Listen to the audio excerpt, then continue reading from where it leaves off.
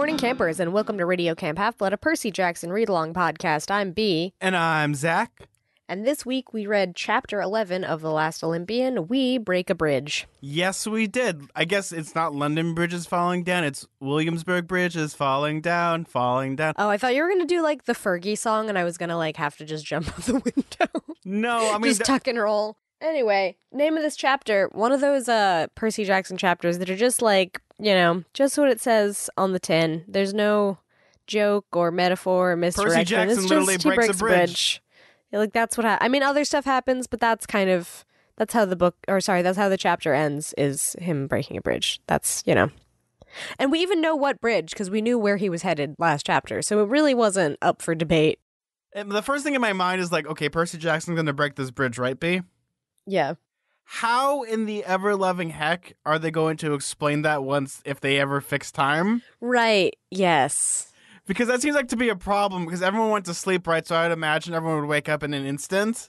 Like, oh, well, the bridge is burnt. Well, that's sort of like the question with a lot of like superhero movies where just like the city's just completely leveled, just like a mess of a situation, and then everyone's like, you saved the day, but everything's on fire. It's sort of like that SpongeBob thing where it's like, we saved the city and everything's just flames. Like, that's kind of most hero stories. Flames, and especially because it's like New York City, like I feel like that's in every kind of story like that, where New York City just gets leveled and for some reason it's fine. Like, first of all, the infrastructure in New York City is very elaborate, and if something gets messed up, you know that they'd be fixing that bridge forever. I know, because I've driven on bridges in New York before, and it's just like, are you still fixing this bridge? Why is this bridge still being fixed? And no one's going to pay for it either. It's like, well, the taxpayers aren't going to pay for it. We're not going to pay for it. I guess no one gets a bridge. Everyone have fun driving on the water.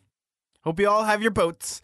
But I like this chapter a lot because, for me, it's such a simple premise. Percy Jackson has to defeat these monsters on the bridge, but in typical Rick Riordan format, especially with this book, there's always something. Luke's going to appear. There's going to be a monkey wrench thrown into the mix. And for such a simple plot, a lot happens. And I love the danger, and I love all the action in this. Yeah, I kind of like maybe prefer a chapter like this where it's not jumping around, where I feel like sometimes we'll get a chapter where it's like we'll have at least one dream sequence, and then maybe they'll be in one setting, and then they'll travel to another setting, and then they'll like leave off them in the new setting and like do like almost like a cliffhanger thing. Well, this is like generally pretty straightforward. Like, we're just focusing on what Percy is doing right now. We're just focusing on this battle, but a lot of other plot stuff happens. So it's kind of like, it's not distracting and like you have to like break down all of like this other stuff going on. And here's the thing though, B, is like when it comes to this chapter, I'm not a fan of like, you know, action really, because here's the thing, I can't imagine it in my head all that much, but you give me the idea of the Williamsburg Bridge, or like I know what the concept of a bridge is and cars on a bridge, and this becomes so much easier to visualize, and I like that. As far as describing a battle goes, I like this chapter just because I think some of the details were shared when it was interesting, and then other stuff was like glossed over in a way that made sense. Like, I didn't need to know every like Percy Jackson parried, Percy Jackson rolled, Percy Jackson parried again. Yeah, exactly. Every bit of minutia where, you know, every Dracone or whatever that he stabbed, or every like little maneuver he did with Riptide. Like, we don't need all that stuff. And there was like even like a moment where Percy said like, oh, you know, I tore through these different monsters, and he kind of just like fast forward through that part, which is fine. I think you don't need to know the details too much. I do like that he kind of explains that away, which is perfect for me, because it would get really dull. Like, I used to play, this is going to sound really nerdy, I used to play Warhammer 40K back in the day, and a lot of that stuff is just measurement and like, okay, if we do this, this will happen. And I stopped playing it because it was too expensive, and stuff like that has always bothered me, especially when it comes to books, like translating it, is that we don't need to have all those details. Like, you can just have they fight and then have like the fill in the blanks with like the most important details, like Percy getting stabbed, Luke getting stabbed, defeating the Minotaur. Like, all this stuff is a lot of fun, especially here. It's interesting that you call him Luke, because they call him Kronos throughout the chapter, and it's not. They almost don't even acknowledge that Luke's in there, because he's really just sort of like a vessel. What, he's a vessel? Yeah. Because they're just like, it's kind of interesting that I feel like before there was more of an emphasis on like, oh, Luke's in there somewhere. Well, like, it's just referred to as Kronos, I think, in this chapter. Like, they don't even really acknowledge that Luke's there because it's like sort of his will, I guess, is stronger. So it's just Kronos they're talking to, even though Luke is like sort of the skin suit within which Kronos is operating. He's the meat suit. It's like, I'm going to use this people Yeah. legs. Oh, I just like imagine like that scene from Men in Black, with Vincent D'Onofrio, where it's just like that. With the cockroach. Oh, I love that. Yeah, it's kind of like just this weird loose fitting skin. Water, sugar, more. Horrible. I love it. But what I liked about this chapter is that it starts off very simple. Of we get to meet Blackjack again. I love Blackjack. Yeah, I like Blackjack. He's sweet. I like the sort of recurring thing that he's a bit cowardly, but still is loyal to Percy. So he's willing to help, but he will be kind of freaked out by it. They did bring up something that was really funny about this, and Percy's like, "Why do you like when you fly, like move your legs?" And I'm just imagining like Blackjack pretty much is like, "Well, when you walk as a human, you move your arms side to side." It just feels right. It just feels right. But just imagine this be if a horse wasn't moving its legs while flying, they'd just be dangling there, and it would be the funniest thing ever. Yeah, it would just be like Rudolph the Red-Nosed Reindeer. Do you know what I'm talking about? How they move their legs, but I guess there's like certain parts where they just sort of move their legs to leap up, and then their legs are just like really straight, but they're flying, and that just like kind of looks not correct. I don't know. In my head, because when you perceive a horse, you're always going to perceive it as it's always going to be galloping or being very heroic. Right. If it's locomoting, you imagine it moving its legs, and if it's moving forward, but just like it's kind of eerie. I see what you're saying. In my head, like I'm imagining like Percy Jackson flying Blackjack in the sky, like this is live action, and they didn't do this. It would just look like it would be like really jerky. It looked like almost like a joke. Or like it would just be like Second Life or something. Or like you'd be playing Second Life, or I'd imagine like or like a Minecraft, just like sort of just like floating, like not actually flying, just kind of like moving through space. Well, I would imagine it more like an image, like a Percy Jackson on Blackjack, and then you just take the image and just scroll it across the screen, and that's what it would look like, which is comedic. Like the different movements we had to learn as children in computer class, where you had to like move the text, like, wow, the text spun around and then left the screen. Remember when we thought that was important? I never did that. I did typing classes. We did both, but like I feel like most of my computer classes were like, now you've changed the font to chiller, and now you can move the word art from one corner of the square to the other. Okay, we had a class on the internet. This is how old this is, B. Oh, God. And I remember it's like, if you see a pop-up, don't click it. I remember this like clear as day. And it's like, I just remember those classes like when the internet was a big thing and they were explaining things like thumb drives. Like I just remember I had like a really elderly like old grandma teacher, and I loved her. You need to ask Sarah about her computer class, because she has like a whole bunch of hot takes about it. Apparently her teacher was, I'm going to just dox him. Her teacher's named Mr. Pellegrino, and he would always describe it to the children as like the sparkling water, as if middle schoolers have any frame of reference for Pellegrino sparkling water. Unless they're like a weird Italian kid. Like, very rarely would a child know what that is. No, unless he's Mr. Purrier. Yeah, and Mr. Orangina. Anyway. Or Mr. LaCroix, who was kind of a wimp because LaCroix tastes like awfulness. All right, let's not roast any potential sponsors that I want. Hello, any seltzer companies, please reach out to me. Except you, LaCroix. I'm taking offers. But when it comes to this chapter, I love that we have this huge confrontation. Blackjack like swoops out of the sky and just drops Percy off. Like, it almost seems like a video game of like getting ready to like touch down like a helicopter.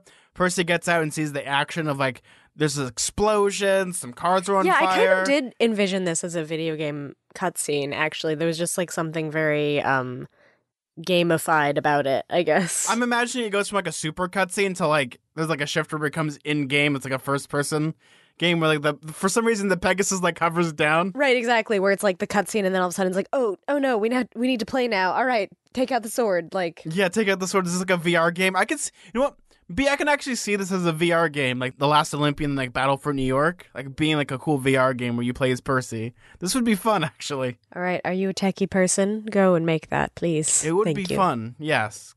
But as we see going on right now is that the Apollo cabin is getting their butts kicked because there's so many of them, especially they're being led by the evil Minotaur, who isn't in tidy whities this time. He's actually in full battle armor. Yeah, actual like a leather kilt situation. So I like how he describes that as like, oh, I guess he was caught off guard last time. Like he woke Guys, I up. gotta get out of bed. So that's Gosh. like the deep lore on the Minotaur, I guess. There was a reason why he was wearing underpants. I actually had a thought about this being how we had in the first book, it's really comedic and everything's played for like laughs. And now we're at the last book of this. Now everything's played seriously. Like all the things that we think were Yeah, I thought funny. that was interesting. It's also interesting that he kind of like the villain of the Minotaur is really hyped up in the end of the last chapter and the beginning of this chapter, and it really isn't that much of a big deal. I think it's almost like a red herring, like, oh, we should be focusing on the Minotaur, and then it really ends up being Kronos who's more of a problem. Well, here's the thing, though. You're hyping up this character that we've already met, and Percy Jackson's already defeated him.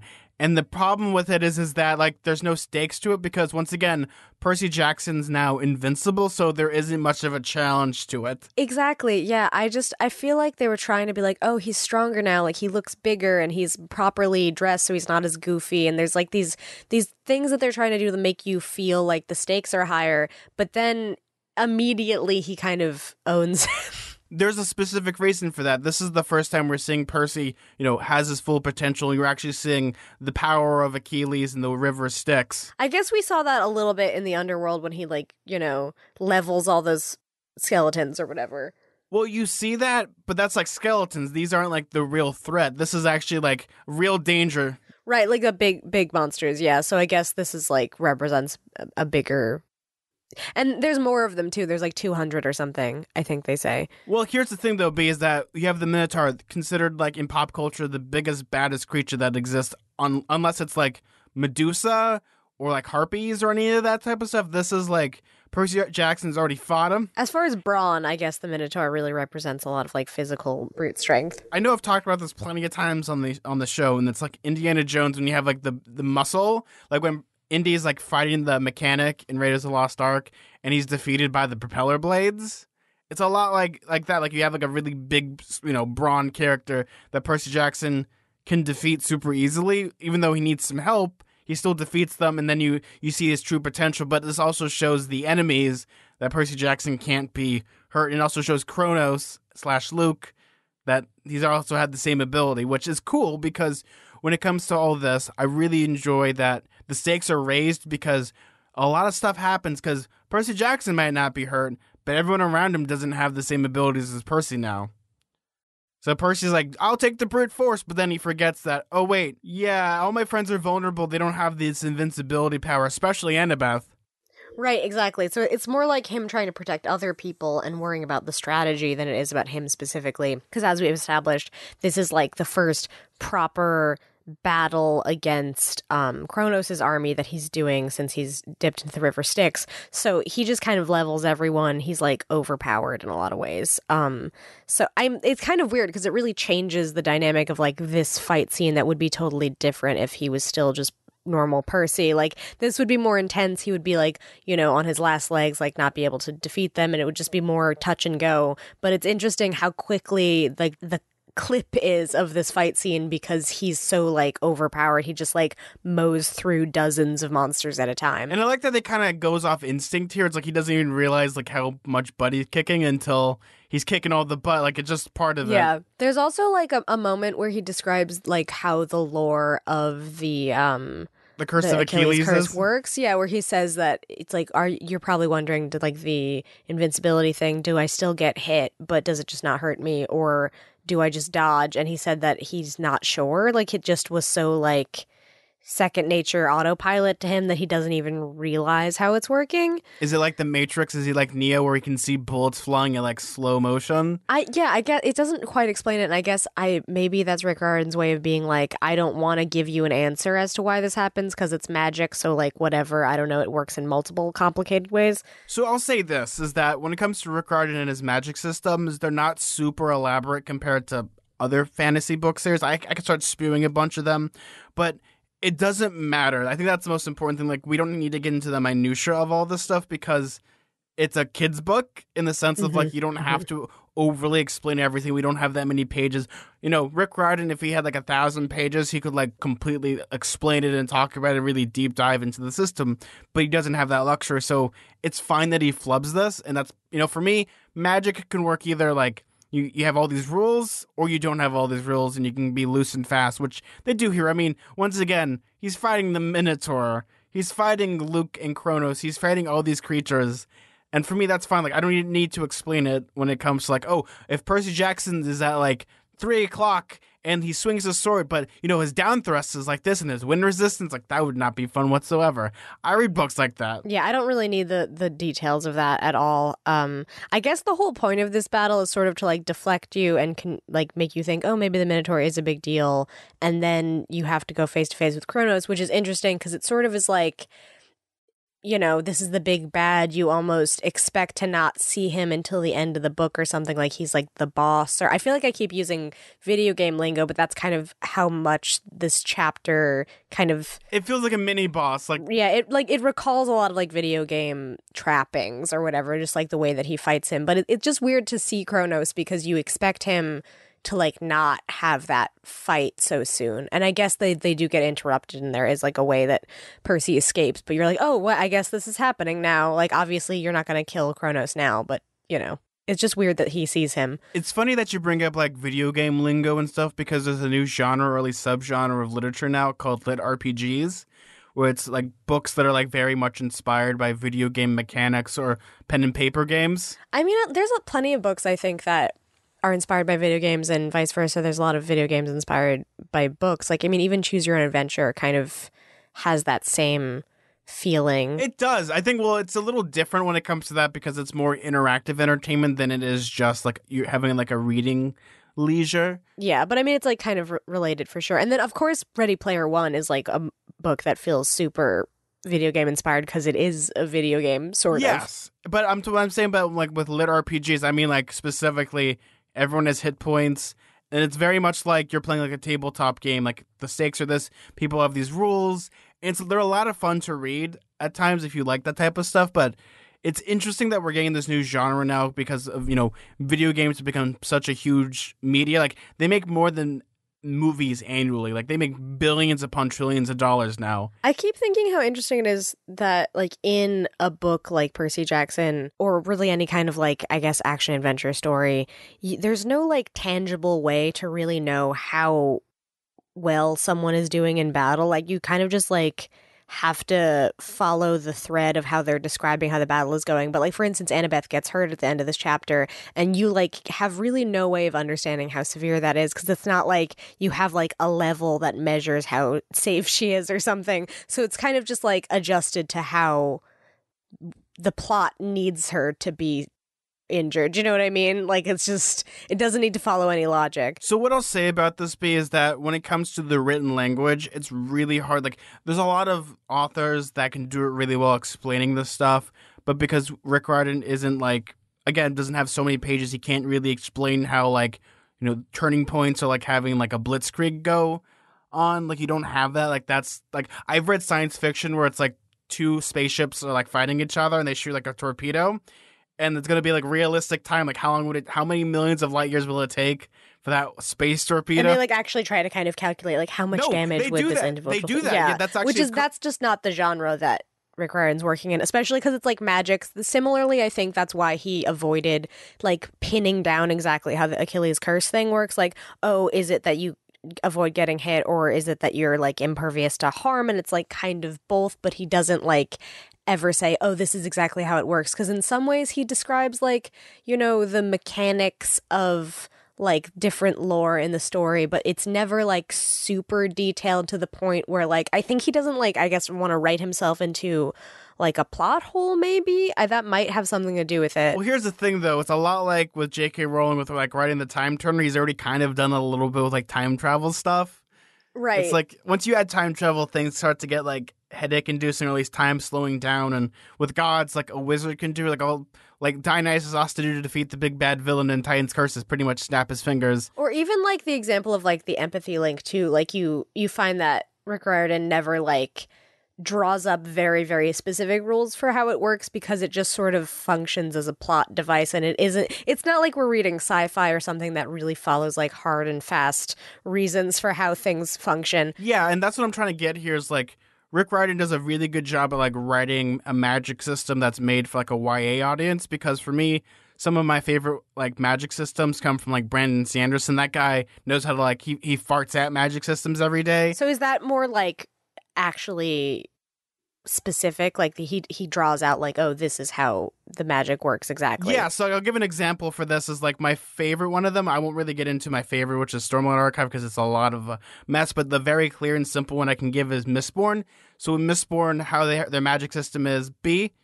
What they do is you ingest metals, like a different alloy of metal, and that alloy gives you a different type of power. Like, oh, you can see better. Oh, you can jump higher. You have like strength. You have endurance and all this stuff. Like that's how the magic system works. You can play along with that. And like, how does metals give you superpowers? And what if it works on this world? How does it work on this? Like, it's actually like really interesting. Whereas with Percy Jackson, because you're dealing with mythology, also magic that is like rooted in our and probably psyche. Also just like the audience he's trying to get, he doesn't want to like bog you down with details. It just is kind of interesting when it comes to like battles, because I never know how well someone actually is doing, because there's like a little bit of wiggle room as to like what's happening. But here's the thing though, when it comes to magic systems in Percy Jackson, you're dealing with a magic system like Greek mythology, where even if you look at Greek stories, they never had to explain any of that stuff. Magic just happens, which is fine because that is a myth. That's kind of the function of mythology in general. It isn't like, it's not the same. Yes, and I think that's really important. Even Curse of Achilles, which is like, you think like, oh, there's like rules to this because you have to like do X to have Y result, but it still has like a lot of like nebulous definition for like what happens once you get the Curse of Achilles. Like, what does that mean? And maybe that's important to the story too, because it like gives some ambiguity later on in the story if he is in some other battle situation. Like, you can't exactly guess how it's going to end up based on like how the Curse of Achilles works. But they do show it in this chapter, because we see our good old friend Ethan Nakamura show up. I don't know how he survived, but he survived. That freaking traitor. He's like, I wouldn't even call him a traitor, because like we don't even know him long enough for him to be a traitor. Percy's just like, don't do this, Ethan. He's like, no, meh. Like, people talk about yeah, people talk about Nico being whiny, but Ethan is so whiny. Like, who cares, my dude? Like, I get it. Your parent is Nemesis and you're just like a jerk, but what motivation? He doesn't even really have any alliance to Luke. No, he just he's like just is bad. mad. He's just mad and angry. Like, I hate him more than Luke, because he just has like no, like, he's got no redeeming characters except be evil. Exactly. He's like literally a rebel without a cause. Like, he doesn't have any ethos surrounding why he took that side, other than he's like, oh, well, I want to seek revenge on you, and also like I'm a jerk. I don't know. Like, but here's the thing that was like, speaking of that, is that Rick Riordan also shows what could happen, because Ethan tries to stab Percy and he's going for the one place that Percy put as his special spots. And then you have to wonder, did he know what his weakness was? And if so, does that mean that the spy found that out somehow? There's like a lot of questions as to like where information exists. No, I think it's going to be like a lot of like, because you have to cover that spot more, the universe is trying to correct itself. So obviously, if Percy Jackson isn't being careful, someone might be able to stab him, because he's more likely to stab him because it's the most unlikely place. But also, remember, he has to be attacked from behind, and only a person that is dishonorable ever attacks from behind. Would attack from behind. Yeah, exactly. It's definitely the metaphorical thing we talked about. What was it? Last episode or a couple episodes ago, about like being stabbed in the back especially is like very resonant, like, oh, it's someone who isn't willing to face you, which again then makes me think of the spy, which we don't know who the spy is. Obviously Ethan's already on the other side, so he's like a demigod, but he's not a spy. I mean, he might be getting information from the spy. Well, you have to like round up like the usual suspects in that sense of like, who could it possibly be? Yeah, I keep thinking it might be well, like Clarice is definitely like a misdirection. I don't think it would be her. That just seems like too obvious. I don't know who it would be. We keep talking about this, but it's just like it's just gonna pop up. Maybe Michael Yu. They keep talking about Michael Yu, and he like keeps helping Percy, but maybe he has his own motivations for helping Percy, and he's like a named demigod that he knows, but it isn't like a really close friend that like we would definitely notice if they were acting off. And it's almost convenient that Kronos would pop up on the bridge with Percy, even though Percy was basically called, hey, you got to help out the Apollo cabin. You had to come to the Williamsburg Bridge. He kind of gave like a WhatsApp app, like text alert. Yeah, there's just like there's something about him like not really being a super important character until this book, and then he keeps giving Percy advice that might have other motivations.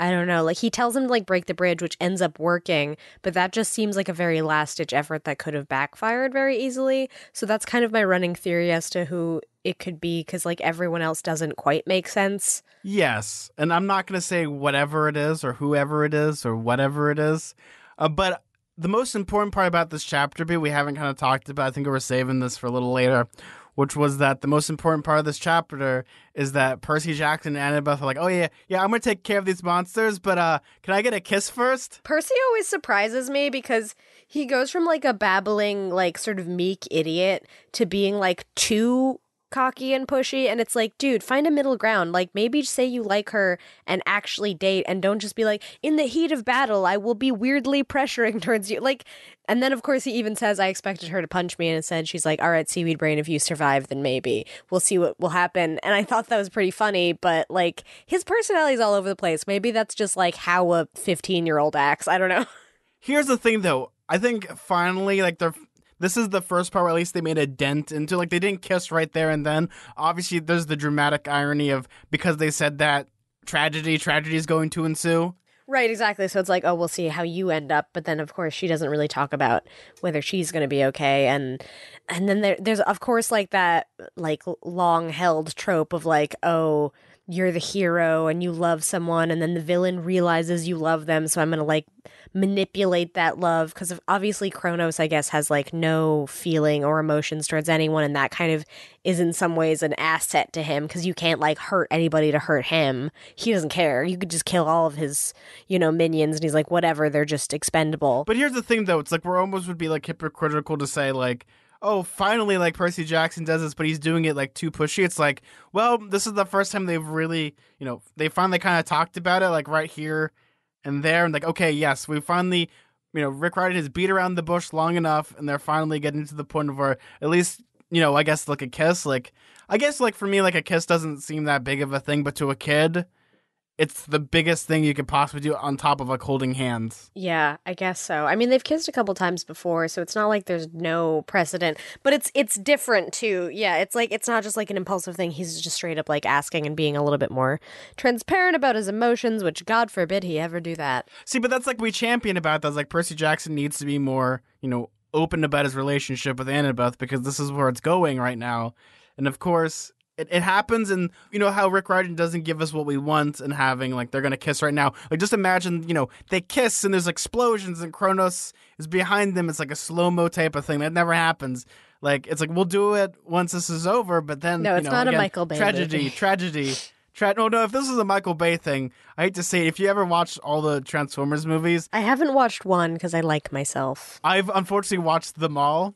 Have you seen Honey Boy, by the way? I heard it was really good. I did see. Okay, here's the thing about Honey Boy. We're gonna be distracted for 2 seconds. Is that I felt really weird watching the movie, because it was a movie that felt like it wasn't made for me. It was only made for Shia LaBeouf. Yeah, it was like, well, it literally was, right? Didn't he like write it in therapy and like rehab and stuff? So it is definitely like a self-therapizing thing. It feels like being into like a dream message in Percy Jackson, like you're witnessing something you shouldn't be witnessing. It's a good movie, don't get me wrong, but it just felt like, for me, it just felt really icky.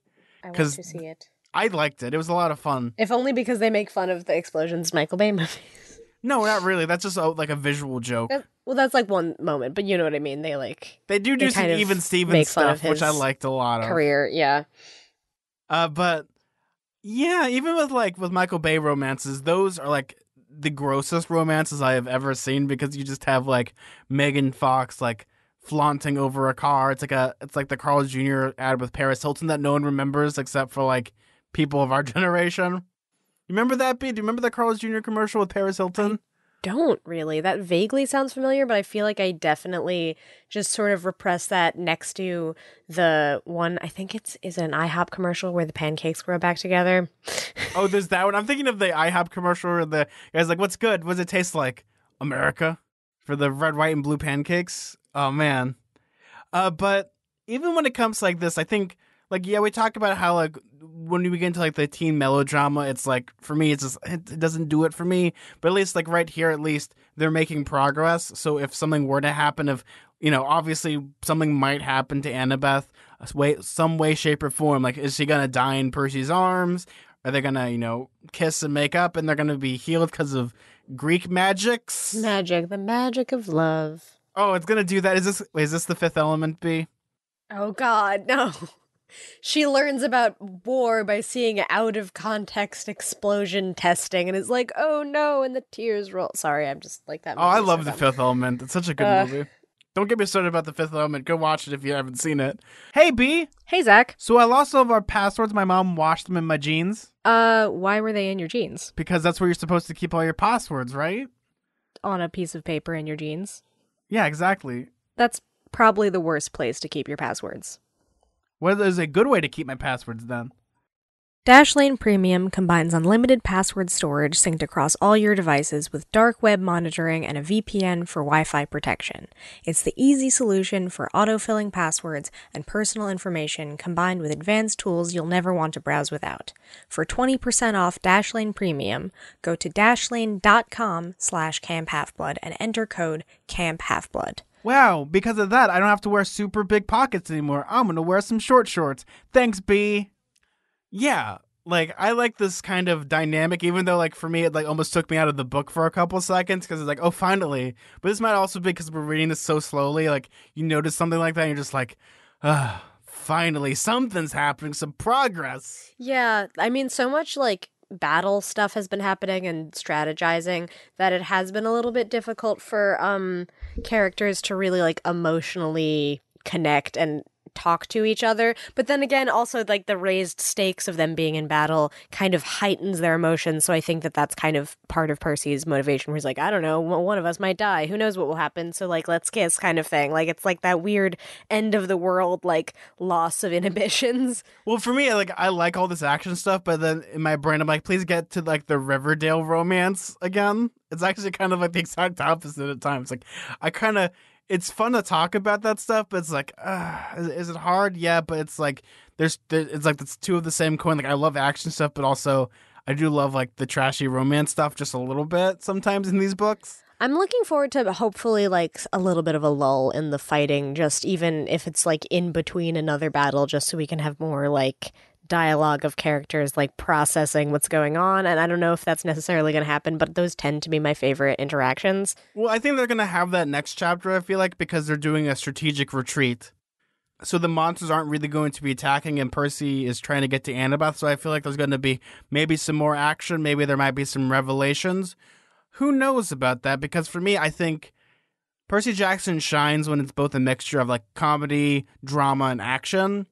And we've gotten plenty of action. Like, if we look at Rick Riordan's Circle of Writing chapters, they go from a comedic chapter to an informative chapter to an action chapter. Yeah, it's really swinging wildly all over the place. And somehow Rick Riordan makes it work, but it is kind of interesting that, like, the genre, I mean, obviously the genre is generally YA, but sometimes it really leans into, like, the teen drama aspect, and other times it's super action-packed. This is mainly action, but there definitely is a lot of, like, pathos to it because of the stuff with Annabeth and Percy and, like, their connection. And then obviously Kronos notices when he's like, no one touches her. And that's, like, definitely an important later detail, I'm sure. Like, obviously he says he's going to hurt her and then they get away, but she's still seriously injured. And, like, that's, I feel like, going to be important later on, that they know that she's an important asset to him. Yes, and also that might also be the important aspect to Luke. That's true. That's, like, another weird thing, too.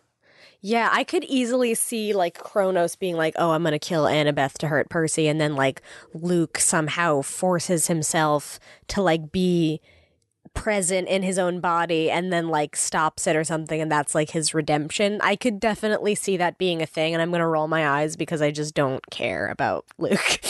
But, you know. Yeah, but that's also, like, a very tropey thing that the second someone gets possessed, you know they're going to be like, come on, Luke, you got to fight it. You're in there. It's like, okay, but you were also a jerk when it was just you. So, like, you weren't just evil when you were, like, the vessel for a Titan god who wants to murder everyone. You were also a person who, like, made yourself invincible so you could be the vessel for a Titan god, and you, like, murdered people and, like, thought all this horrible stuff. So, like, You know, it wasn't just the Kronos thing that made you bad.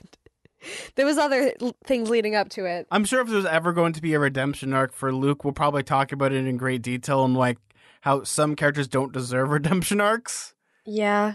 I think in the end, if Luke does get a redemption arc, I think we should devote some time to talking about it, because I think that might be a very important thing to talk about. Yeah, I'm not sure if that's going to happen or not. It's hard to say. I feel like sometimes the text, like, hints that that's going to happen and other times not. And I don't know if it's, like, a misdirection or there's a lot of questions. I know a lot of people stan Luke and they, like, really want him to have a redemption arc or, like, excuse him for various reasons, but it's probably just because they find him cute or whatever. So this chapter kind of ends with Annabeth is now in dire need. Like, Selena calls Percy up on the phone and is be like, you gotta get over here. Right, which we kind of know. It's like, it's weird because like she calls and is like, she's in danger. Like, we just saw her get hurt, so I feel like that's kind of redundant. I don't think he needs to like hear from someone else that she's seriously hurt. He summons Blackjack to take her away. He just saw it happen. Do you know what I'm saying? Like, that's not necessarily a thing that needed to be in the chapter. Well, Percy Jackson has domain over the water. He doesn't have domain over common sense. There's just something kind of like a little bit silly about the way he says, or a little bit silly about the way that Selena says, you'd better come quickly, bring a healer from Apollo's cabin, it's Annabeth, as if we don't know she's hurt. Like, there's just, I feel like that could have been written a little bit better. That didn't quite make sense to me, but whatever, that's maybe nitpicky. Well, the way this chapter kind of ends, it's like this would be like, Annabeth's hurt, and they would fade to black to credits. Yeah. As Percy Jackson's like racing to get there.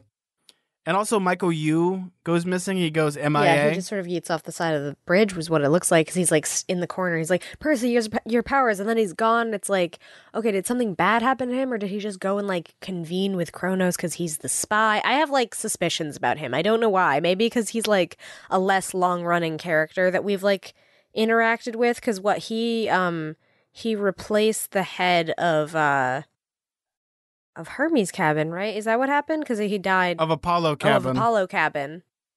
Yeah, because the other two, they died in the last book. Right. Yes. Okay. You're right. So, we'll see. We'll see what ends up with Michael Yu. So, B, what is the name of the next chapter? The name of the next chapter is Chapter 12. Rachel makes a bad deal. Oh my God, Rachel's coming back. Okay. Oh, yay! Oh, geez. A deal. I mean, we know that she can sort of see through the mist, so she has the specific ability to see other things. This also kind of confirms that she didn't go to sleep. She didn't go to sleep. That's true. They made everyone in Manhattan fall asleep, right? And then, like, at the edges, they made time slow down. So either she wasn't in Manhattan, I don't exactly know. Or maybe would she be, like, resistant to that kind of thing because she is, like, different than other mortals? That's interesting because that seems like something that might actually happen. And is there anyone else that could possibly be affected by this? Right. That's true. Yeah. Like, because if that were true, like, oh, if you were a certain kind of mortal and you'd be if you can see through the mist, you might be in which screwed. case, would that then make you like find out all the other mortals who have like the ability to see through the mist? Because like obviously statistically Manhattan's kind of a big place, there's thousands of people there. Yeah, like there's, you know, even just like in a block radius there's going to be tons of people, and that percentage, I don't, like, obviously they haven't really explained the lore of how many mortals are like that, but surely there would be another one other than Rachel. She's not like the only so they're gonna one have like in a New York. militia? We know that because Percy's mom at least is also, you know, able to see through the mist. So is she affected by that? Maybe, who knows? Yeah, I don't know. Wait, do they live in Manhattan? I think they do, right? Yeah, they do. Yes, they do. Yeah, that's another question. Is she like okay? It's one of those that hopefully they get answered soon, but we're going to be seeing Rachel because she's going to be making a bad deal of some sort. Rachel is great, but oh no, there's going to be probably some more stuff with Annabeth because she's like not feeling well, and then oh geez, it's going to be like a whole awkward like love triangle thing again, and I just don't have the energy. Well, B, remember Rachel Elizabeth Dare does have 3 names. Is she going to just like murder Annabeth? And her last name is Dare. Oh no. Which is like very... The situation I'm imagining B is like Annabeth is like slowly dying and Rachel has to make the choices. Like, well, it's between healing Annabeth or what's in the box. Rachel's like, I want to know what's in the box. But I'm interested because I love Rachel. Rachel is my favorite character in the series, so I'm excited. Yeah, I'm excited to see Rachel again because she's an interesting character, even though the dynamic that she presents when Percy and Annabeth need to interact is like, I'm not a fan of that, but I like Rachel as a character. Well, it's so. like fire on water or like an oil spill. There's gonna be Yeah, there's just like so much drama, and like I wish that they would just get along. You know what I mean? Because I do think that Rachel and Annabeth actually have a lot in common. Yeah, but again, tragedy, oh tragedy. And there's gonna be a love triangle, which I thought we worked around. That's the galaxy brain chip in all of this, is Rachel and Annabeth. I guess that's the main solution, and Percy Jackson can be with Calypso. Yeah, exactly. He could just like go back to his little island of peace, and then they could just like hang out and go to art museums. Anyways, I bet this fanfic exists. B, don't even joke about that. You know these in your heart of hearts. These fan fictions exist. Everything exists online. B, anything can be shipped. Percy Jackson can be shipped with a tin can, and there's probably 16 fanfics about it. Yeah, with the tin can that then Grover eats, and then they have a fight about eating the tin can. Oh, geez. B, you want to read some emails? The first one is from Graydon, who says, sorry if this has already been said, but I'm only on the second episode of the second book. Percy Jackson was first a bedtime story for his son, and it's also partly based on him because he has ADHD and dyslexia. Anyway, great show. Keep the great work. I think we've brought that up a couple times. I think I talked about it actually in our intro. In the intro episode. I thought we brought that up earlier, but they said they're on the second episode of the second book. Yeah, we definitely talked about the inspiration of Rick Riordan's son, I'm pretty sure. And it's really important to have that type of stuff because for me, I think that's a really beautiful story because you have a father trying to help his son. Yeah, that's really nice. I like that a lot. I feel like there's a lot of stories like that about parents writing some form of children's media for their kid. And I don't know. I think that's sweet, especially with like that in mind of like representation for someone with ADHD and dyslexia. You know? B, do you know what my favorite version of this is? Mm-hmm. Arl Stein, his son got stuck in a Halloween mask once. Oh my god! Instead of just helping him, he grabbed a pen and paper and started writing down, this would be a good idea for a spooky story. Okay, if that happens and your dad's Arl Stein, I'm sorry, but like, that's what's gonna happen. Matt Stein, Arl Stein's son, he did all the sound for Beetlejuice the musical. Really? Yes, he's the sound designer. They're a spooky family, I guess. I don't know. Hey, I would love to talk to Matt Stein and R.L. Stein. Like, the Stein families who I'd love to talk to. Like, there's only one person that's ever been really intimidated to me, and that was R.L. Stein. Like, I didn't know what to say to him. And when I did, like, what actually made me speak was because R.L. Stein, like, looked at my battered copy of the Cuckoo Clock of Doom and, like, said something about it. And I was like, oh, yeah, this is the first book I ever bought with my money.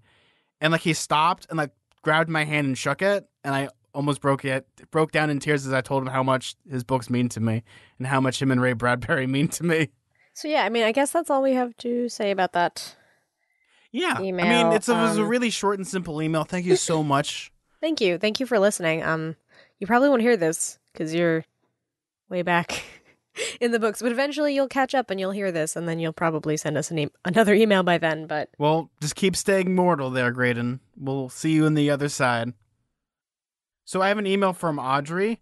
Hi guys, this is going to be a short email, but I was just wondering if y'all remember that Nico is about 3 to 4 years younger than Percy when we meet Nico. He's only 10 and is pretty much still a kid. This kind of explains his actions, although I'm not saying that kids are like annoying all the time or anything. But I love the show. Keep it up. Yeah, I always think about Nico's age, because did he technically not age at all when he was in the Lotus Casino? Because no, he was like he just didn't, suspended it was like in time, right? Because then there's like the Talia thing where like she was sort of suspended as a tree, but like she still aged a little. It's kind of confusing. I don't know. So there's two different versions of this now in Percy Jackson, which is the Lotus Casino, whereas you go into the casino and you feel like you've only been there for a few days, and then you come out and it's like 60 years later, whereas Thalia was turned into a tree and she was slowly aging in, I guess, tree years. Yeah, I don't exactly know the detail of how that works. But I gotta count her rings. That's how I'll know how old. Yeah, you gotta slice her in half and count her rings. And there would be exactly 16 rings. Or no, exactly 15, because she never got the chance to turn 16, right? Oh, it's like 15 and a half. Yeah, like 15 and like 11 twelfths. Not But even. when it comes to like the idea of like the age of Nico, like yes, but also here's the thing: is like when it comes to it, is that Percy Jackson was the bearer of bad news, and you're dealing with grief in many different ways, and it's a lot different, especially with Nico's case, where like he kind of became this loner who became a hero who we thought was a villain, and Nico's a really interesting character. Like I understand why people love Nico. Like he's a very mysterious, like he's the bad boy of the books. I can't believe those words just came out of my mouth. Is he? I thought Luke was the bad boy of the books. I feel like Nico is like the bad boy light. I don't know. He's just whiny. He's not even a bad boy. B, is he the Justin Timberlake?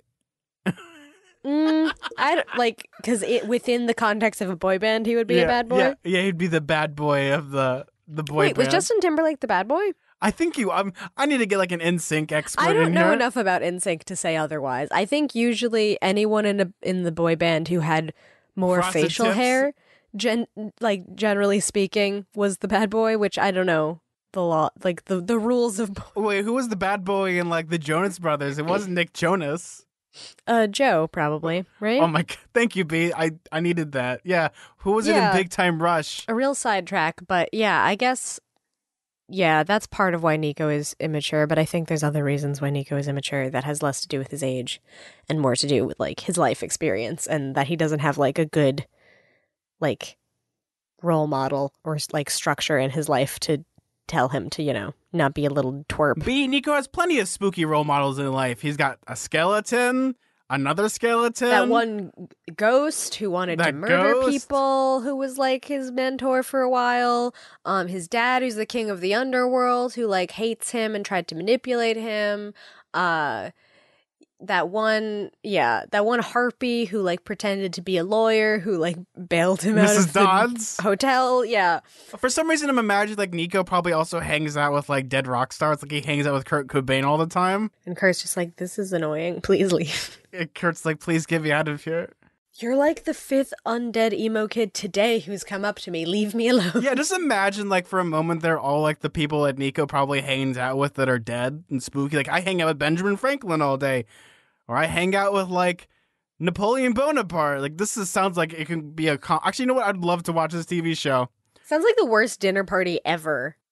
Honestly, I would hate to be around Benjamin Franklin. He was a jerk. Well, he was just a hippie. That's what he was. Like he would take like air baths and like he would love the French and he would talk about weird things. If you've read Porter Richard's Almanac, which I have done, Have you ever seen the Drunk History? yes, about I his have. son. It's so funny. It's extremely very funny, and it's Jack Black who plays him. I think. Oh my god, it's so good. Though imagine like Nico's dinner party would probably be Edgar Allan Poe. That's the first person. He would probably have Vlad the Impaler as a 2nd, and then for the third, maybe Kurt Cobain or someone that's like that isn't dead yet, like Gerald Way. Anyway, he's an emo kid. His dad's Lord of Hell. He's been through a lot. I know there's reasons why he acts like a twerp. I still am annoyed by it sometimes. That's all I'm saying. Yes. So, B, you want to read the next email? So we got one from Katie who says, "Hi, Zack and B. Zack and B? Zack and B? I think, yeah, you got our name spelling right the They first time. spelled Zack and Bay. Yeah. My name is Katie, I'm 13, and I'm from England. I really like the show and can't wait to see your reactions to new characters and events in later books. You were the first podcast I listened to, and I've been listening to the show from around halfway through Sea of Monsters. I can't believe you're already on the last book of Percy Jackson and the Olympian series. Your constant mentions of a series of unfortunate events convinced me to read the books, and then later watch the Netflix adaptation and develop a crush on Violet. Oh, that's adorable. Oh, that's adorable. So thank you for introducing me to what is now one of my favorite book series. Aw. I know some people have complained about the format of the show. Personally, I like it. You always have an interesting point of view and notice things I skimmed over when I first read the books in my 10-year-old blaze of glory. I like how you go more in depth and link the plot points to other books rather than just being like, and then Mr. D and Percy made eye contact. Oh my god, I ship it. Percy and Isis for life. no. I'm always impressed with how accurate B's guesses are and how good Zach is at not spoiling things. My favorite character is Nico, probably because I could relate to being a whiny emo teenager, can't we all? But also because he has cool powers. If you had to choose a demigod's power to have, which power would you have? Although he is my favorite character, I get why you don't like Nico or find him annoying, because he's literally just a sad, bratty child who can talk to ghosts. Also, during the last Olympian, Nico is like 11. These children need therapy. What is with all YA books and suffering children? I'm really glad you guys like Rachel because she's one of my favorite characters and does not get enough love in the fandom. Most people see her as trying to take Percy away from Annabeth and completely ignore her character or personality. Sorry for any spelling or grammar mistakes, and good luck somehow reviewing all of the Rick Riordan mythology books. That's such a great email. Goodness. Okay, I'm really glad that you found. Oh wait, there's some more to this that got skipped out of the email. You ready for this, B? Oh, By the way, I found 20 different fan fictions about Percy/Dionysus. oh no! What has the world come to? Thanks, I hate it. Pull the trigger, Piglet. I don't want to. I don't want to know. B, did you know every day we fall farther from God's light? Yes, yeah, a farther from Zeus's light. Yes. Oh man. Anyway, I'm really where do we glad that you begin with found this? Unfortunate Events. That's really great. It's a good 13 is a great age to read those books. I read the last book when I was 13. It's perfect when you're just that right mad and moody. Yeah, you're just exactly the age of the children who are being pursued by Olaf. Really, you can really relate to it. Yeah, and it's great that you found Series of Unfortunate Events because I think we both read them when they were coming out. Now that it's complete, it's a much more interesting story. I've definitely mentioned on the show before, but I do have / had an Unfortunate Events podcast called Unfortunate Associates. Our last episode about the last episode of the Netflix series is coming out very soon. So if you want to like binge through that and then listen to the last episode, by all means go and find it wherever podcasts are sold, you know? That's actually how we met, was through your podcast, because I love Series of Unfortunate Events. That's yeah. true. You were on there first. Yeah, so that's how I started doing children's lit podcast stuff. I'm sure a lot of you know that, though some people might not. It comes full swing, B, from Series of Unfortunate Events to Percy Jackson. It's true. They're very connected in a lot of ways. B, if we like put us side by side, you'd be Nico and I'd be Percy in the situation. You'd just be like, I love Series of Unfortunate Events. And I'm like, I like happy things like Percy Jackson. And then Joe Trace is there just being like, I like both. I like both too. You can eat two cakes and eat them at the same time. That metaphor doesn't totally scan, but I like the idea of eating two cakes, so I'll accept it. I'm really glad that your favorite character is Nico. I don't mean to crap on him all the time. He's an interesting character. I don't dislike him as a character. I just think as a person, I would probably find him irritating. But I was probably about as irritating when I was 10. So Here's the thing, though, without getting into it again, because we just talked about it, is that yeah. when it comes to most people that are reading it that are like Nico's age, they see it as it's perfect and great. For us, because we've gone through our cringy emo phase, we've seen teenagers. We're just Right, like, we've grown past that. But like, I would be a hypocrite to say that I didn't act that way. Like, that's kind of how you feel. Especially, you make a really great point. That yeah, they're all kids and they've been traumatized and they need therapy. So I would probably act out about as much as they do. Probably more so. I would be a real jerk if I was in Nico's shoes. So don't mean to judge him. I think, like, for instance, Nico deserves redemption. He's made some bad decisions, but I think he's working through them. He's trying his best. It's a comparison between that and Luke, you know what I mean? There's sometimes trauma and the way that you act, it's, you know, I can understand being redeemed and you're not like a completely bad person. Other times not so much. It's kind of, it really depends on the extent of like what you've done as a result of that. So yeah, it's one of those where it's like, when it comes to like Nico, I like Nico as a character. Like, yeah, he can be a little annoying and stuff, but like, you know, he kind of grows on you a little bit. And, you know, he used to be like one of those characters that's like, oh, I love to see Nico now. And I think being as an adult, I see different characters. Like a good example of this is like, Rachel's a really good example. Like, I love Rachel. Rachel is one of those characters that the more you read the books, and I think the older that you get, the more you really can appreciate Rachel. yeah, I think so. Yeah, I think part of Rachel that I could see why people don't like her. First of all, yes, I could see people seeing her as like a barrier between the whole Persebeth thing, which is like obviously a really, really big ship in the fandom. Like it's kind of like most people who are fans of Percy Jackson have some sort of stake in that. So I could see like sort of having a thing against her. But from a distance, you're like, okay, she hasn't really done anything wrong or she hasn't done anything more wrong than Annabeth has. Like, so they've been sort of petty to each other or whatever, but like, I don't know, they're tweens, they're trying their best, they like the same guy. That's how kids act to people. I think this is also, you have to remember this, B, is like, even people used to do this all the time with like Twilight. Like, are you a team Jacob or are you a team Edward? It's the exact same thing. Are you team Annabeth or team Rachel? I can't believe those words came out of my mouth. Yeah, it's like I'm not like on any team. I like them both as characters. I think they both have flaws. Like, you know. And there's nothing wrong with like rooting for like a romance to happen. There's nothing wrong with that at all. Though the last thing though is for our demigod powers. Quickly, what would you like, B? Oh right, demigod powers. Oh, I don't know. Let's see. So there's water powers, there's lightning powers. This is like Captain Planet. Yes, you can have hearts if you want it. Yeah, I don't want that. What would that be? Grover's powers, I guess. That's sort of what he has. I guess water powers would be pretty cool. I live near a lake. That would be convenient. I don't know. For me, B, I think I'd want to have like Athena brain powers. Just be really smart all the time. That's true. You really thought that through. No, I didn't. I just pulled this out of my brain. No, but I'm saying like that actually makes a lot of sense because I don't know if I would like need a lot of like physical powers in my day-to-day life. Like I don't know, maybe I'd use water powers to like surf different places or just like a current of water would lift me to the store. Like I don't know. I would just use it to be lazy probably. B, wouldn't that be more effective for me though cuz I live in California like next to the beach? Yeah, I mean, but there's water here too. We have the Hudson River and I live next to a lake. I forget the geography of New York. No, there's like a river right near where I live. A big, thorough river. Yeah. In my brain, B, I think of trees and revolutionary graveyards, like every 2 feet. I mean, there's those things too, next to a river. If you want to have like Nico powers, I think New York would probably be the best place to live. Oh, that's probably the last power I'd want is like to summon spooky skeletons because I'd be like, now I have to deal with all these skeletons in my house and they're tracking mud in with their gross skeleton feet. I don't want that. Skeleton, play me some music, and they start playing the skeleton dance. Oh, they start like playing their ribs like a xylophone. That's kind of fun. That's a little novel for a Halloween party. You're like, all right, skeletons, you're just here for ambiance. Except for the part where you realize it's like a realistic skeleton and it just would be horrifying. Yeah, it would just sort of be like one of those like articulated skeletons from like a bio room has come to life.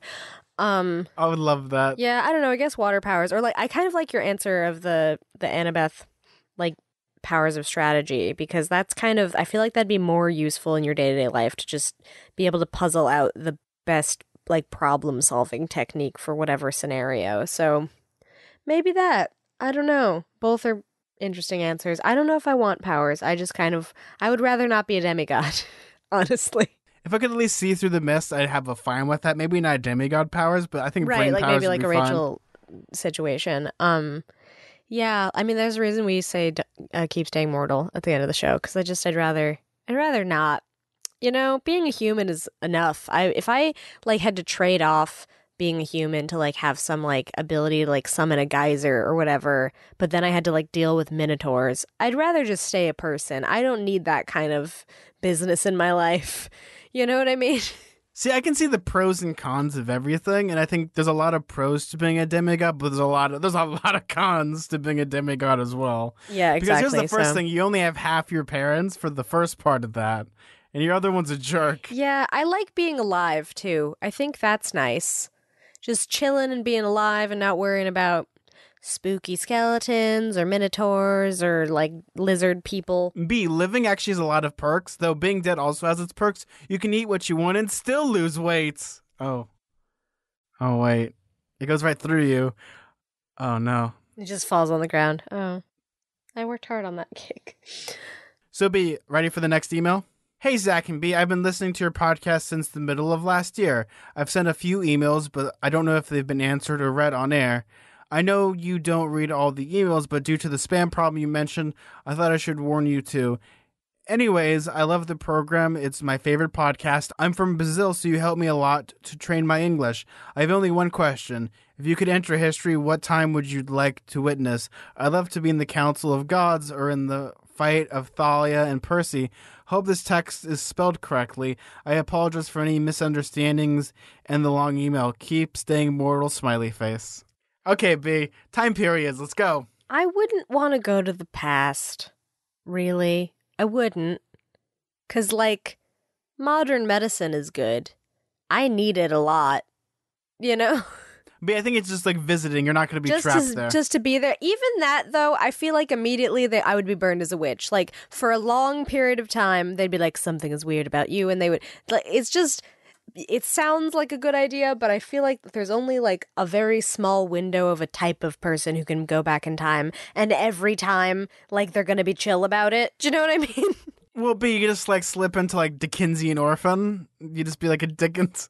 No, that's the thing too, is yeah, the only way I could ever go back in time is if I went back and like dressed as a little vagabond and then bought a turkey for the Cratchits. Like that's the only way in which I could blend, is if you give me like a little flat cap and I'm like, the one as big as me. Like that's the only place I wouldn't want to be there. First of all, they're pouring like poo in the streets and like everyone is like dying of like preventable diseases because no one knows about germs. Like that's another thing. It's incredibly gross. I hate to be a downer. It's like I don't want powers. I don't want to go back in time, but I really don't. I love antibiotics. Chef kiss. Great idea.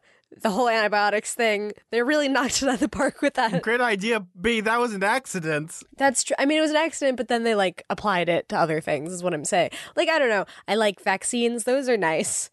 Those are good. Well, here's the thing, though, B, is like for me, if I'm going to go back in time, I'd like to meet specific people. Like for me, this is going to sound really, really nerdy, but I'd like to actually meet Ray Bradbury. Like that would be the person I just would love to talk to. Right, that would be cool. You wouldn't even have to go back that far in time. I guess you could go like to the recent past, but even then, like things weren't as socially good. I don't know. Here's the thing, though, B, is like there's certain times I'd like to go back to, such as I'd like to go back to see the moon landing and witness it in person. I think being there in that moment was probably like the greatest moment in human history. Because you just imagine everyone's like gathered around watching history to happen. But also, I'd like to go back in time and kind of this is just me. I'd like to go back to like the 1920s and dance in flagpoles, but watch movies being made. That would be kind of fun, actually. I feel like I might be able to fit in the 20s if I like put on a little suit and a hat. They'd be like, "Oh, look at this little dandy." That might be fun for a little bit. But everyone was getting turned back then, and I'd be like, I'm good, thanks.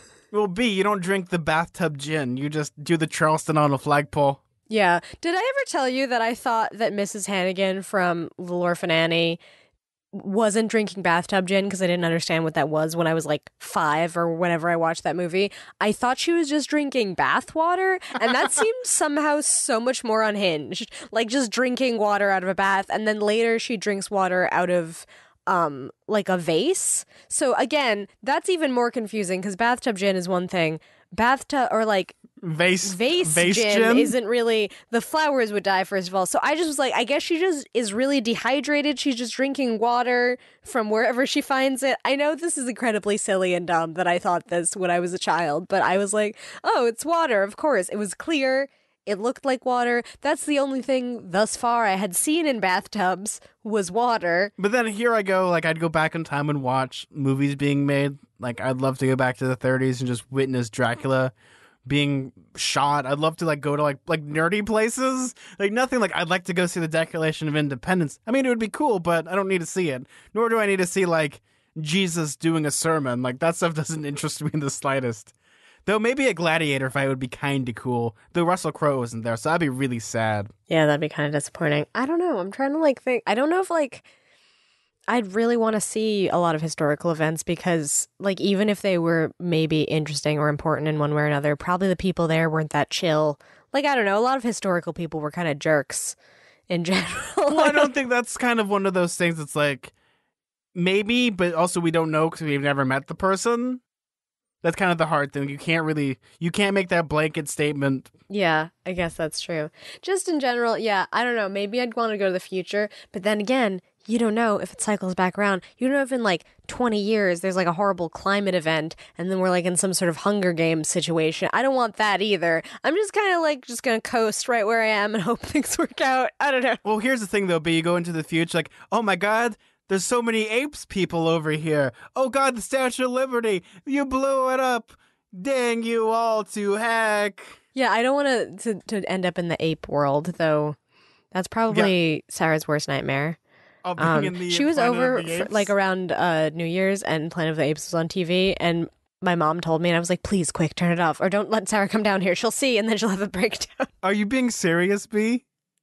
Yeah. No, she really, really is freaked out by monkeys, and especially like eerie, uncanny valley people monkeys who like also are fascist. Like that's her worst nightmare. Well, the scariest part is the monkey riding the horse. You're just like, I'm out. Yeah, something about a monkey riding a horse just like really taps into something deep and dark and fearful. I don't know what it is. Oh man, I really need to rewatch all the Planet of the Apes movies because they're fun. Both the planet and the apes. Thank you so much for that lovely email. Actually, I think the most It's important got thing really about sidetracked, but yeah, you got my answer, which I is think kind of a non-answer. thank you so much for that amazing email. Though I think the thing that actually kind of I don't know struck a chord with me is that we kind of talked about it last episode about how people use our podcast to help train themselves with English. I'm so sorry for getting like a bunch of like our mannerisms. Otherwise, it's amazing that people can like have this connectivity, especially with our podcast, and translate from learning English because English is a hard language to learn. There. Yeah, figure out which one I just said. Well, in audio, it's impossible to tell. Yes, B. Isn't that right? B-E-E-E? Yeah, just to clarify to all you guys writing emails, B, just the initial, or Bryce. You could say Zack. either. Zack, Z-A-C-K, with a K, not an H, or not just a C either. I know there's various spellings. It's just Zack, like It's Zack not Attack. super important. Just like letting you know if you want It to write. does, like for us, it doesn't matter. Like our brain just translated. We're just joking about that stuff. My name is definitely not Beatrice though, so it's not B-E-A. I'd be concerned if your name was Beatrice, just because I'd have to read the Beatrice letters. Like, man, this takes on a whole new meaning. Well, like, did I tell you that that's what people thought? Like, when I did Unfortunate Associates, they were like, Really? oh, they thought it was like a reference to Beatrice, and it was like this whole complicated conspiracy theory that I was doing like this weird ARG, like, persona. It's like, no, that's literally my name. I just go by that. It's a nickname. Like, That's because, B, everyone in this year's Unfortunate Events fandom are all paranoid, and they believe in conspiracy theories. that's true, too. Yeah, they're all like Lemony Snicket with his red yarn and stuff, so I understand why they thought that, but that is not the case. B, do you remember when the fake trailer dropped and someone started to do like a scavenger hunt for nothing? Oh my god, yes. That just summoned weird memory. Who was that and why? I remember like having to like voicemails and things, and they're like, "Hi, welcome to Ann Whistle Aquatics," and this was all fake. So it was the most fun I've ever had. Unfortunate Events fans are like so extra that they put in so much effort to like make their own ARG. Anyways, thank you guys so much for these amazing emails. B, you're ready to read some Apple Podcast reviews? Oh, I didn't know we got some. Yes. Oh yeah, B, we got a few of them. You ready to read some? Yeah, so we're going to read our Apple Podcast reviews. The first one says, "This podcast was really good. However, I'm 10 years old and there's too much inappropriate language for me. It's sad that you feel the need to talk that way about a book review. I would love to listen to your opinions using clean language and content. Thanks." Okay, do you want to start on this? Yes. So what I'll say about this is that when it comes to our show, we actually put a poll up on Twitter about this. Like, do we actually use bad language? And it was almost like a landslide that we don't. And we were trying to figure out like where this thing came from. And we kind of concluded it might have come from our Ready Player One review, even though it has the explicit tag on it. And also we gave a warning. Our podcast is marked clean. If you go on Apple Podcasts, it says clean. Because we really try to not like say curse words, talk about super adult themes, whatever. We might say like the occasional hell or crap or something, but that's probably like to the level of the kids who would be reading Percy Jackson anyway. Ready Player One was a Patreon episode, which we usually do not censor ourselves in the same way for Patreon episodes. And we kind of both determined that if we weren't able to talk about adult themes, we couldn't fully review the book because there are a lot of adult themes in that book. It's kind of more of a YA text than like Percy Jackson, which is for a little bit of a younger audience. Well, this is more for like older teenagers than it is Yeah, for like, exactly. people starting off. And here's the thing though, is like when it came to it, we decided like we're going to put the explicit tag here, but within the first minute, we're going to have a warning. So if anyone doesn't want to listen to it, that's okay. Some people might not listen to it. Maybe some people disregard it. But it's one of those things, like, we try to keep our show clean. Yeah, I think that must be what the context is of this message, that you accidentally listened to that episode and, like, didn't hear the warning. But we really do try to clearly mark if any episode is not safe for work or whatever contains mature themes that might not be appropriate for some of our younger listeners. Like, we will put an explicit tag, we'll put in the show notes that it might not be suitable, and there will probably be like an audio warning for like the first few seconds of the episode. So we really hope you listen to that. If you like feel like uncomfortable with that kind of language or that kind of content, it's kind of like up to you or your parent, if you're a younger It's kid up to and your your own parent is sort of discretion. determining that for you. Please like listen to the warnings that we put on there. They're there for a reason. We want all of our content to be available to as many people as possible. But if you're like super young and you like, if that's not like appropriate for you and you don't feel like you can handle that, or your parent doesn't feel like that's appropriate for you, please heed any of those warnings. We don't want you to accidentally listen to something that like you aren't comfortable listening to. Yeah, it's one of those things. It's like we'll warn you. But thank you so much for that Apple Podcast review. B, you ready for the next one? So we got one that says, "This is one of the best podcasts ever." And it says, "My friend introduced me to you guys last year during English class. I still remember listening to the first episode with her. I moved to a new school and I don't get to see her much. Your guys' podcast connects us over the email all the time. Though, thank you. You guys are so much fun and keep staying mortal. From Michael V's hometown click." I was like, I thought you said from Michael Yu, and I was like, the spy. Oh, yeah, the spy. But B, this is one of those reviews that like I kind of stopped what I was doing and was just gobsmacked and also like really touched by, because it's, our podcast is to connect people, and this is like the best way to connect people. Especially, it kind of hit a chord with me because I'm used to like being younger in middle school, especially like moving from like town to town, school to school, and not really having friends in that way, and like having nothing really to truly connect people. Like a lot of people now, it's a blessing that you guys have social media and you can connect to old friends that way. Yeah, seriously. I'm really glad that there are like people who are able to like connect with like a fandom if like they don't have, I don't know, like local friends who enjoy the same things that they like. Yeah, it's just like, it's really nice that the internet exists to sort of like unite people under like shared interests. For us, this is probably one of the best reviews we've ever gotten, just because it means so much to both of us, because for us, our podcast is here to connect people, and we're connecting people in this way and staying connected. Yeah, I mean, it connects me and Zach. We're on opposite sides of the country, but we're friends because of the show. Yes, and when our ape overlords take over, I don't know how we're going to communicate, and that saddens me. We love all of you guys. You guys are all amazing. You're the reason why we do this show. Yeah, thank you for your feedback. I know that we've been getting a couple, like, different criticisms lately, but you guys are always, like, respectful about it and really nice. And we hope that we, fulfill all of your expectations of us. And that's the most important part about it is that for us, we try to be the best people that we can be, and you guys kind of bring the best out of all of us, because both of us, even when we hang out, sometimes like we're kind of shy and collective, but when we're doing it on the mic, we get super wacky and fun, and it's awesome. Usually because one of us is either like overly caffeinated, sweating because they're inside of like a really warm recording studio, or like we haven't eaten or something, and that always adds a certain wild card element that's very fun. Oh, you're sick with bronchitis. Yeah, that's another. Well, then I just sort of like sound like the I Remember Chocolate character from SpongeBob. I always hated it. There was also one time I recorded this podcast like on the flu, and I had taken some nighttime NyQuil before right. this. I remember this. So I don't remember what happened. Why didn't you take Dayquil? I'm concerned. Because I wanted to counteract it with coffee. That's not good. Don't do that, folks. Okay, I never said that I was smart. I'm taking a page out of Percy Jackson's book. I guess you were sort of ill, so you were in a weakened state. You weren't thinking clearly. Well, this kind of proves that I'm not a part of Athena cabin. Or at least Apollo cabin, because they would have been like, don't do that, Zach. Yeah. Maybe you're a part of Aries cabin. Got it. Oh, what I was gonna say was you're like it's not a cabin, I guess, but it's God, the guy who made everyone fall asleep. Now it is Morpheus. Morpheus, yeah.